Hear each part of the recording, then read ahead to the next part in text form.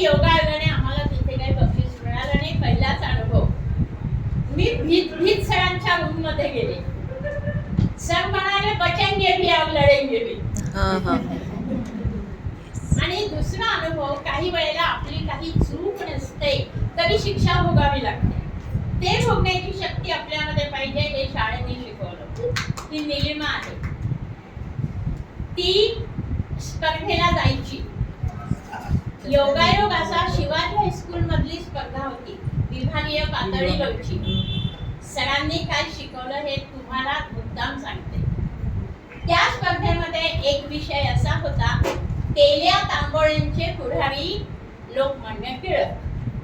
बरोबर आहे.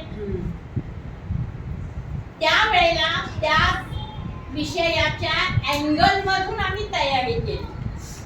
पण तिचा जो स्पर्धक होता त्याने काय केलं, अमुक साली जन्मले, चिखलात कमळ उमलले, अमकं केलं तमकं केलं, छान चरित्र सांगितलं. एवढं डबुटपुढं होतं. शैलेंद्र देवळांकर, अनेक बजाज नाही शैलेंद्र देवळांकर नाही, शैलूचं वेगळं. शैलूचं तर वेगळं. शैलूचं वेगळं. तर हा अनिल बजाज होता, टिपिकल अनिल बजाज होता आणि ओव्हर कॉन्फिडन्स.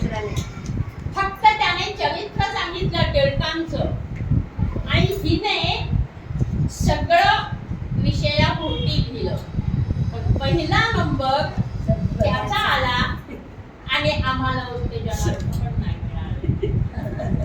पण त्याही वेळेला रडायचं नाही, पुढच्या वेळेसाठी लढायचं हे आपल्या सगळ्यांना बडे सरांनी शिकवलं.